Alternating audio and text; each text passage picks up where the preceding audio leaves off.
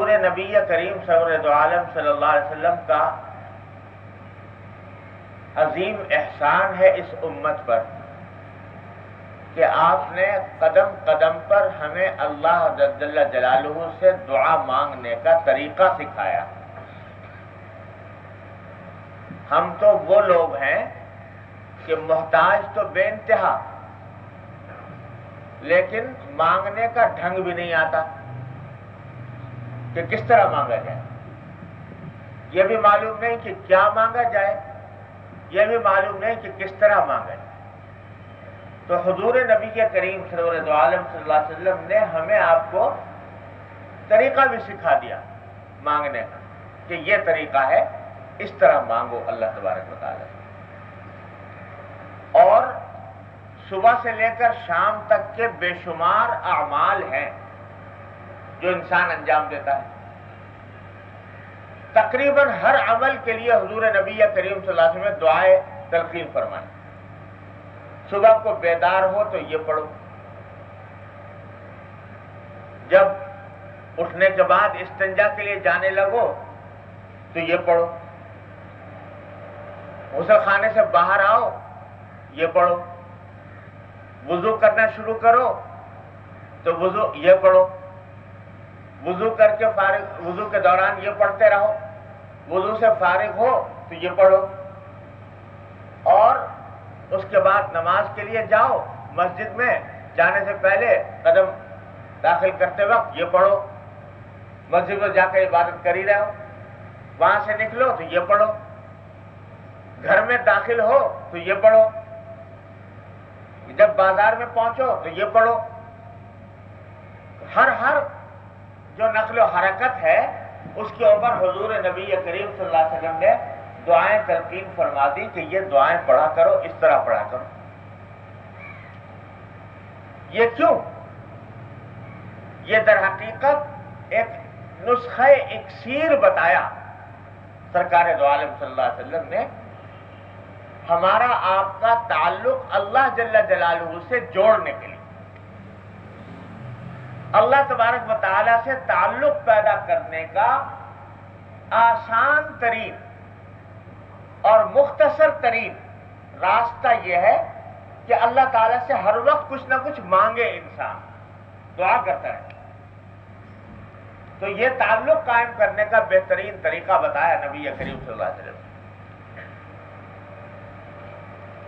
قرآن کریم نے ہمیں حکم دیا ہمیں آپ کو کہ یا ایھا الذین آمنوا اذکروا اللہ ذکرا کثیرا،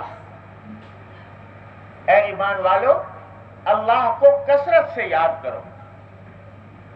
یہ الفاظ ہیں قرآن کریم کے، کثرت سے یاد کرو، اللہ کا ذکر کثرت سے کرو.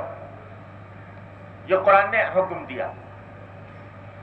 حضور اقدس نبی کریم صلی اللہ علیہ وسلم سے پوچھا گیا، کسی نے پوچھا کہ یا رسول اللہ سب سے افضل عمل کون سا ہے؟ تو آپ نے فرمایا سب سے افضل عمل یہ ہے ان یکون لسانک رطبا بذکر اللہ، کہ تمہاری زبان اللہ جل جلالہ کے ذکر سے تر رہے، کہ ہر وقت تمہاری زبان پر اللہ کا ذکر کسی نہ کسی طرح جاری رہے. تو کثرت سے ذکر کرنے کا حکم قرآن کریم نے بھی دیا، حدیث میں حضور اقدس صلی اللہ علیہ وسلم نے بھی اس کی فضیلت بیان فرمائی. کیوں؟ اللہ تعالیٰ جی ہم سے کہہ رہے ہیں، ہم سے آپ سے، کہ کثرت سے میرا ذکر کرو. تو اعوذ باللہ، کیا اللہ تعالیٰ کو ہمارا ذکر کرنے سے کوئی فائدہ پہنچتا ہے؟ کوئی اس کا کوئی مزہ آتا ہے کہ میرے بندے میرا ذکر کر رہے ہیں، یا اس کو کوئی لذت حاصل ہوتی ہے، یا اس کو کوئی نفع پہنچتا ہے؟ ظاہر ہے کوئی بھی شخص جو اللہ جل جلالہ کی معرفت رکھتا ہو، اللہ پر ایمان رکھتا ہو، وہ اس کا تصور بھی نہیں کر سکتا، کیونکہ ساری کائنات مل کر ہر وقت ہر لمحے اللہ جل جلالہ کا ذکر کرے تو اس کی شان کبریائی میں، اس کی جلال و جمال میں، اس کی عظمت میں کوئی حبہ برابر اضافہ نہیں ہوتا. اور ساری کائنات العیاذ باللہ اگر فیصلہ کر لے کہ اللہ جل جلالہ کا ذکر نہیں کرنا، بھلا بیٹھے، ذکر سے غافل ہو جائے، معصیتوں کا ارتکاب کرنے لگے، نافرمانی میں مبتلا ہو جائے، اس کی عظمت و جلال میں حبہ برابر کمی نہیں ہوتی۔ وہ ذات تو بے نیاز ہے، اللہ الصمد، وہ ہمارے آپ کے ذکر سے بھی بے نیاز، ہمارے سجدوں سے بھی بے نیاز، ہماری تسبیح سے بھی بے نیاز، ہمارے ذکر سے بھی بے نیاز، تو اس کو کوئی فائدہ نہیں۔ لیکن ہمیں آپ کو جو کہا جا رہا ہے کہ کثرت سے یاد کرو اللہ جل جلالہ کو، اللہ کا ذکر کثرت سے کرو، اس سے ہمارا ہی فائدہ ہے۔ فائدہ کیا؟ کہ دنیا میں جتنے جرائم، بدعنوانیاں، بد اخلاقیاں، برائیاں ہوتی ہیں، وہ ساری برائیوں کی بنیادی جڑ اگر دیکھو گے تو وہ ہے اللہ سے غفلت۔ اللہ جل جلالہ کی یاد سے انسان غافل ہو جاتا ہے، اللہ کو بھولا بیٹھتا ہے، تب ارتکاب کرتا ہے گناہ کا۔ اللہ کی یاد دل میں ہو، اللہ کا ذکر دل میں ہو، اور اللہ کی طرف، اللہ کے سامنے جواب دہی کا احساس ہو کہ ایک دن اللہ کے سامنے پیش ہونا ہے، تو گناہ سرزد نہیں ہوتا۔ چور چوری کر رہا ہے تو جس وقت چوری کر رہا ہے اس وقت اللہ کی یاد سے غافل، اللہ تبارک و تعالیٰ کی یاد سے غافل ہے، اللہ کے سامنے پیش ہونے سے غافل ہے۔ اگر غافل نہ ہوتا چوری کا ارتکاب نہ کرتا۔ بدکار بدکاری کر رہا ہے تو اس وقت، جس وقت وہ بدکاری کر رہا ہے، اللہ کی یاد سے غافل ہے۔ اگر اللہ کی یاد سے غافل نہ ہوتا تو یہ بدکاری کا ارتکاب نہ کرتا۔ اسی کو فرمایا حضور اقدس صلی اللہ علیہ وسلم نے کہ لا یزنی الزانی حین یزنی وہو مومن، جب زنا کرنے والا زنا کرتا ہے تو اس وقت مومن نہیں ہوتا۔ کیا معنی؟ مومن نہیں ہونے کے معنی یہ ہے کہ ایمان اس وقت میں مستحضر نہیں ہوتا، اللہ کی یاد مستحضر نہیں ہوتی، اللہ تبارک و تعالیٰ کا ذکر مستحضر نہیں ہوتا۔ اور جب فرمایا کہ جب لا یسرق السارق حین یسرق وہو مومن، جب چور چوری کرتا ہے تو اس وقت مومن نہیں ہوتا۔ کیا مانا؟ کہ اللہ کا ذکر اس کے دل میں نہیں ہے، اللہ کی یاد دل میں نہیں ہے۔ اگر ہوتی تو یہ گناہ کا ارتکاب نہ کرتا۔ تو ساری بدعنوانیاں، سارے مظالم، ساری بد اخلاقیاں جو دنیا کے اندر پائی جاتی ہیں، ان کا بنیادی سبب وہ اللہ جل جلالہ کے ذکر سے غافل ہوتا ہے۔ حضرت فاروق اعظم رضی اللہ تعالیٰ عنہ ایک مرتبہ سفر پہ جا رہے تھے، تو جاتے جاتے سفر کے اندر، جنگلوں کا سفر تھا، تو وہاں اس زمانے میں کوئی ہوٹل ریسٹورنٹ تو ہوتے نہیں تھے، بھوک لگی، کھانا ذات راہ ختم ہو گیا تھا، بھوک لگی، کھانے کی خواہش تھی، تو آس پاس کوئی بستی نہیں تھی، دیکھا کہ بکریوں کا ایک گلہ چل رہا ہے، تو بکریوں کے اس چرواہے کو تلاش کیا، وہ مل گیا، تو چرواہے سے کہا کہ بھئی ہمیں مسافر ہوں، بھوک لگی ہوئی ہے، اور کچھ تھوڑا سا مجھے بکری کا اپنے دودھ نکال کے دے دو تاکہ میں اپنی بھوک کا مداوع کر لوں۔ اس وقت امیر المومنین ہو چکے تھے،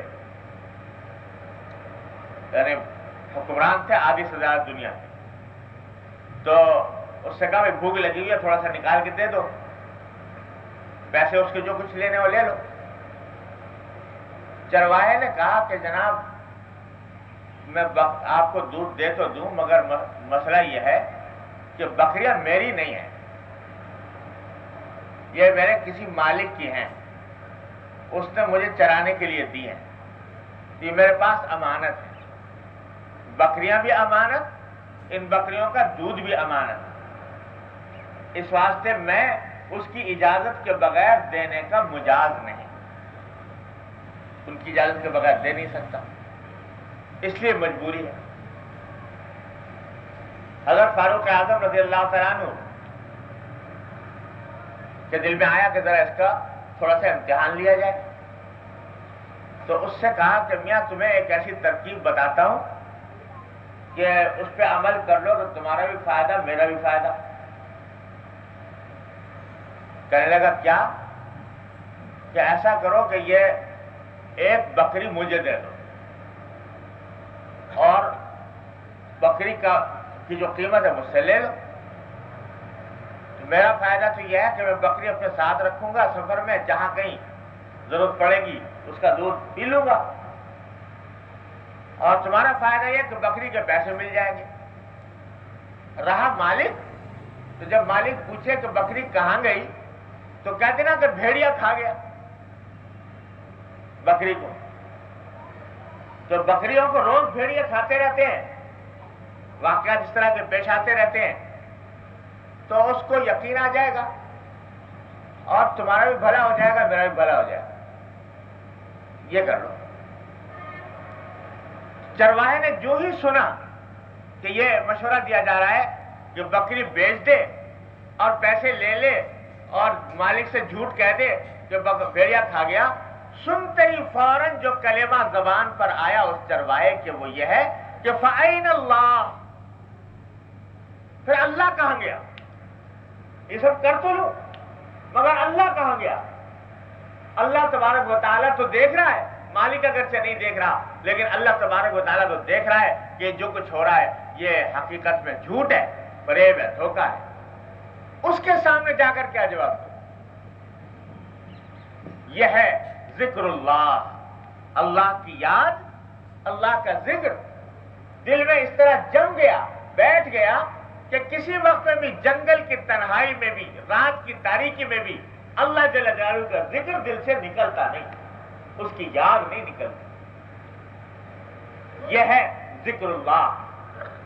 تو فاروق اعظم رضی اللہ عنہ نے فرمایا جو سن کر کہ تم نے جو بات آج کہی ہے تو یہ میں تمہارے امتحان کے لیے کہہ رہا تھا، اور جب تک کہ تم جیسے انسان اس روئے زمین کے اوپر موجود ہیں اس وقت تک اس روئے زمین پر ظلم نہیں آ سکتا، جب تک دلوں میں اللہ تبارک و تعالیٰ کے سامنے جواب دہی کا احساس موجود.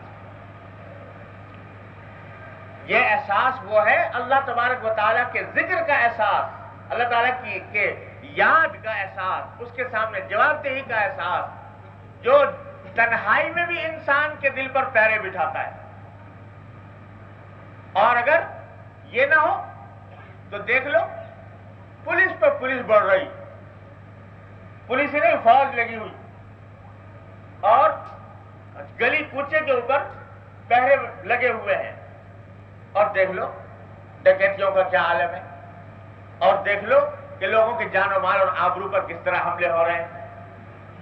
یہ پولیس میں اضافہ ہو رہا ہے، محکموں میں اضافہ ہو رہا ہے، عدالتیں بیٹھ رہی ہیں، عدالتوں کے اوپر عدالتیں کا لامتناہی سلسلہ ہے، سب کچھ ہے، اور جرائم جوں کے توں بڑھ رہے ہیں. کیوں؟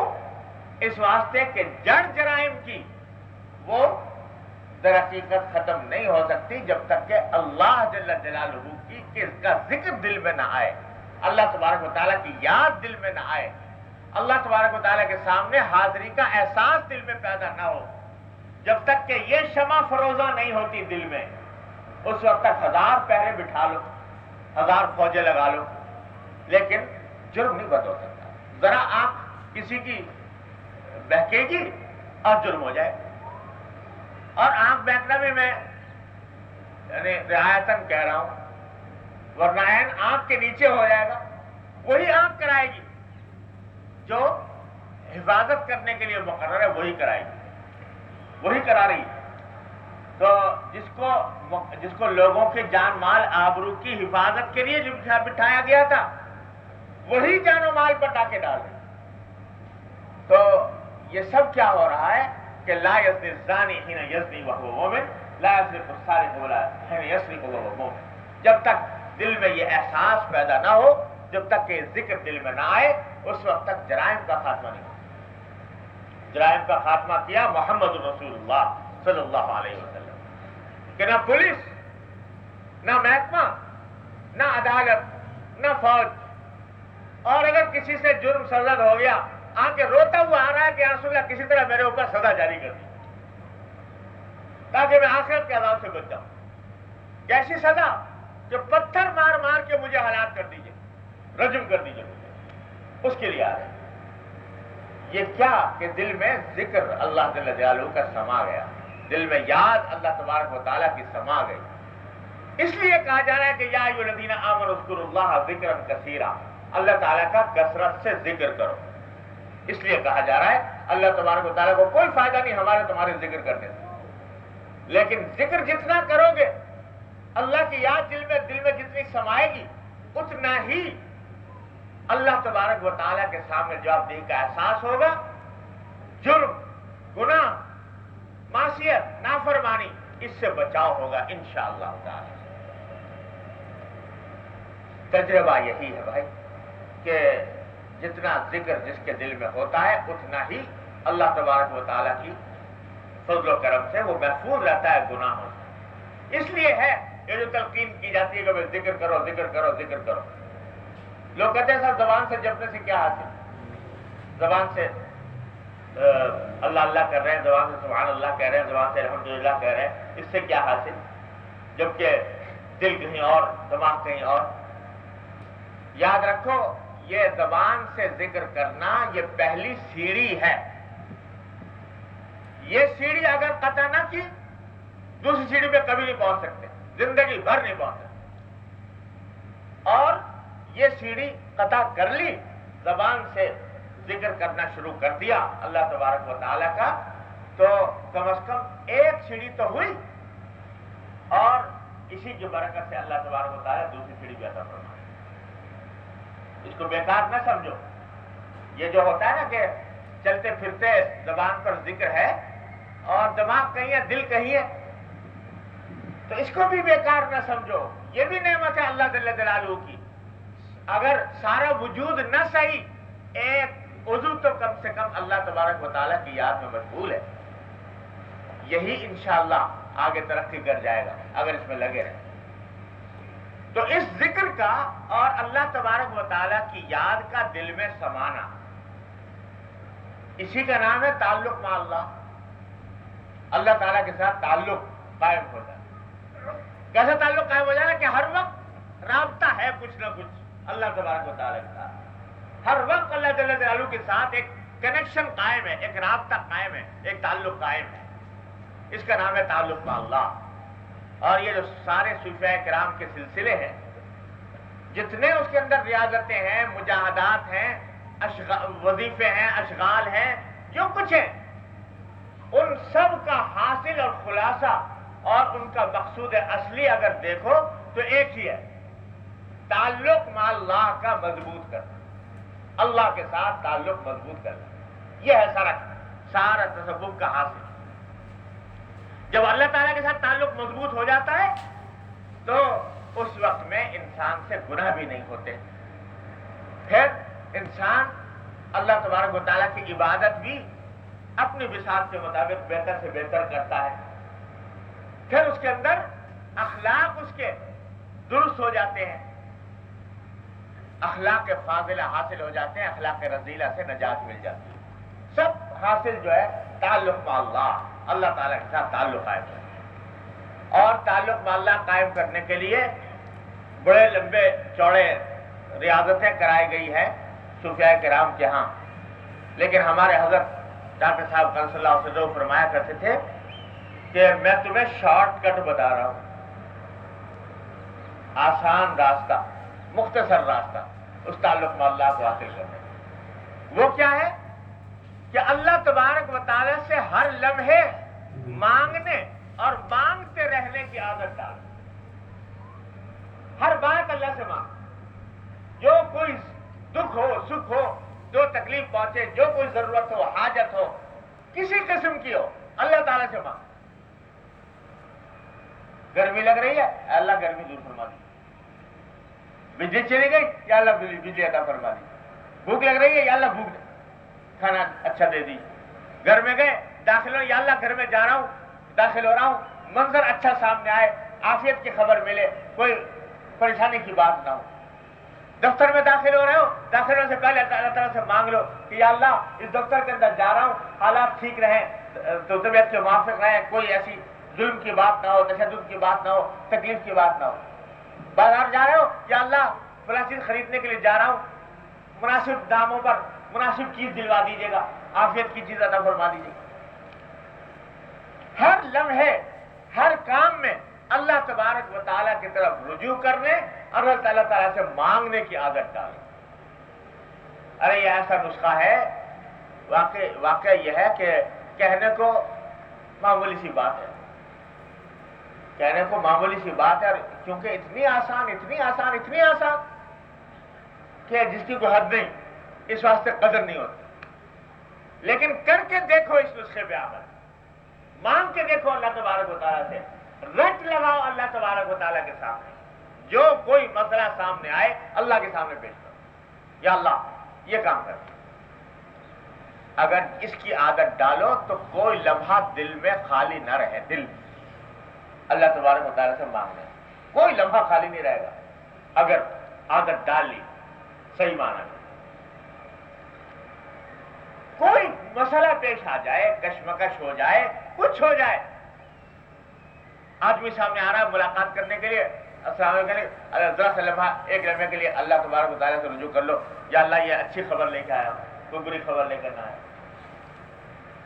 یا اللہ یہ جو بات کرنے جا رہا ہے اس کا نتیجہ اچھا نکال دی، کہیں میں جا رہا ہوں کسی سے بات کرنے کے لیے، یا اللہ اس کا نتیجہ اچھا نکل جائے، ڈاکٹر کے پاس جا رہے ہو، یا اللہ اس ڈاکٹر کے دل میں صحیح تدبیر ڈال دی، صحیح دوا اس کے دل میں ڈال دی۔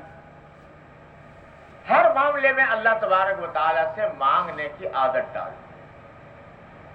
قدر اس لیے نہیں ہوتی، یہ چھوٹی سی معمولی سا نسخہ ہے، کوئی لمبا چوڑا وظیفہ بتایا ہوتا، کوئی لمبی ریاضت بتائی ہوتی، کوئی بہت لمبا چوڑا فلسفہ بتا رہا ہوتا تو معلوم ہوتا کہ ہاں بھائی بڑی فلسفیانہ بات کہی گئی ہے، اس کی قدر ہوتی۔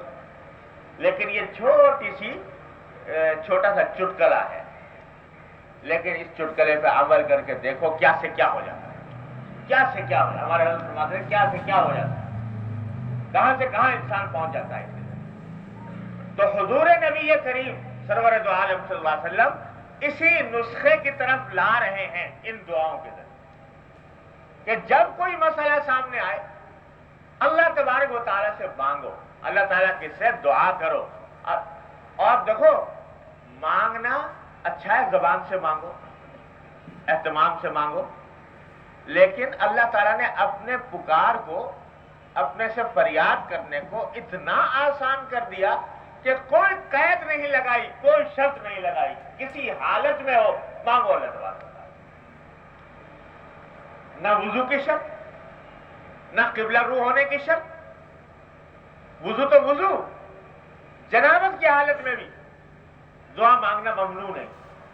قرآن نہیں پڑھ سکتے، قرآن پڑھنا منع ہے، لیکن دعا مانگنا اس حالت میں بھی جائز ہے، نہ باقی کی حالت میں ہو، کسی حالت میں ہو، یہاں تک کہ جس وقت میں انسان قضاء حاجت میں مصروف ہے اس وقت زبان سے کوئی دعا نہیں کرنی چاہیے، زبان سے کوئی ذکر نہیں کرنا چاہیے، لیکن دل میں مانگنے، دل میں ذکر کرنے سے کوئی چیز مانے نہیں۔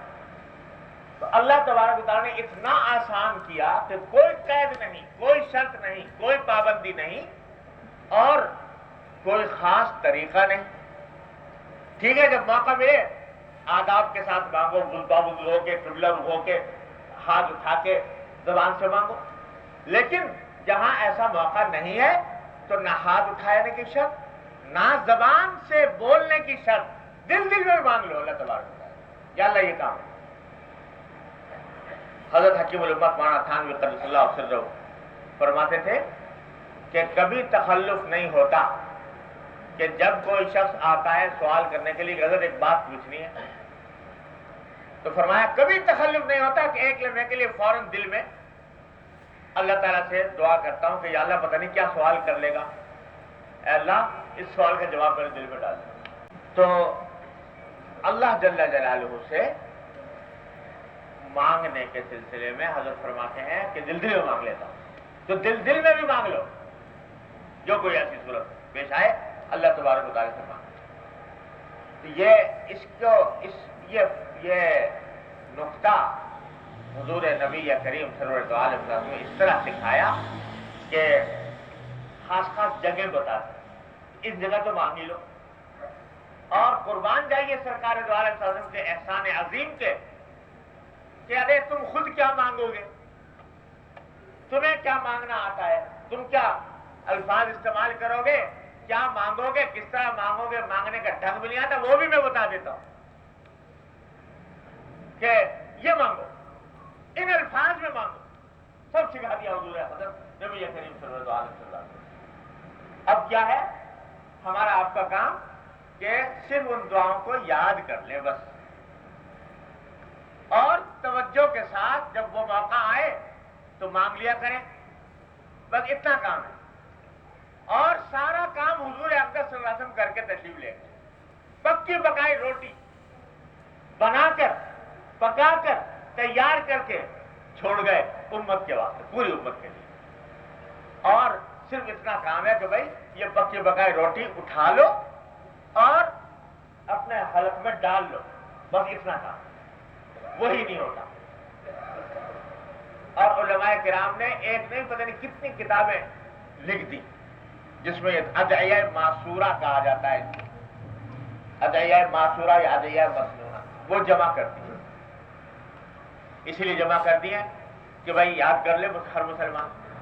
اور پہلے زمانے میں جب مسلمان گھرانوں کے اندر یہ رواج تھا کہ بچے کو جب وہ بولنا سیکھتا تو سب سے پہلی چیزیں یہ دعائیں سکھائی جاتی تھی کہ بیٹا بسم اللہ پڑھ کے کھاؤ، کھانے کے بعد یہ دعا پڑھو، اور بستر پر جاؤ تو یہ پڑھو، کپڑا پہنو تو یہ پڑھو، یہ سب باتیں اس کو گھر میں سکھائی جاتی تھی۔ تو اس کا نتیجہ یہ تھا کہ اس کو اس کے لیے باقاعدہ کوئی کلاس لگانے کی ضرورت نہیں، بڑے ہو کر یاد کرنا آسان کام نہیں، بڈھے طوطے کو پڑھانا آسان کام نہیں، لیکن بہرحال یہ کام کرنے کا ہے، ہر مسلمان اس کو غنیمت سمجھے۔ ارے بھائی حضور نبی کریم صلی اللہ علیہ وسلم کا نام لے لیتے ہو، سیرت کے اوپر جلسے ہو رہے ہیں، اور عید میلاد النبی منائی جا رہی ہے، اور خدا جانے کیا کچھ ہو رہا ہے، اور اتنا کام نہیں ہوتا کہ جو کام سرکار دوارا سے تیار کرا کے تشریف لے گئے، تیار کر کے پکی پکائی روٹی وہ اٹھا کے کھا لو۔ تو یہ دعائیں کی کتابیں بھائی چھپی ہوئی ہیں، مسنون دعائیں، معصور دعائیں، مناجات مقبول حضور حضرت حکیم الامت مولانا صاحب الطریق، ان سب میں یہ دعائیں درج ہیں۔ ان کو کیا یہ نہیں ہو سکتا کہ روز ایک دعا یاد کر لو، روزانہ ایک دعا، اور یہ دعائیں ہوتی ہیں چھوٹی چھوٹی، کوئی لمبی چوڑی نہیں ہوتی، مختصر۔ انا اعطیناک الکوثر یاد ہے، 3 آیتوں کی ہے، تو اتنی جتنی انا اعطیناک الکوثر ہے اتنی ہی دعا ہوتی ہے عموماً، تو ایک آدھ آگے پیچھے تھوڑا سا زیادہ کم و بیش، تو ایک روزانہ ان مسنون دعاؤں میں سے ایک دعا یاد کر لو، اور اس موقع پر پڑھنے کا عزم کر لو کہ یہ پڑھا کرے اس دعا۔ پھر دیکھو اللہ تبارک و تعالیٰ اس کام کو تمہارے لیے عبادت بنا دیتے ہیں، اور کیا اس کے انوار و برکات حاصل ہوتے ہیں۔ بقول ہمارے حضرت کے بدل جانے کیا سے کیا ہو جاتا ہے، کیا سے کیا ہو جائے، کہاں سے کہاں پہنچ جاؤ، حضور اقدس صلی اللہ علیہ وسلم کی ارشادات۔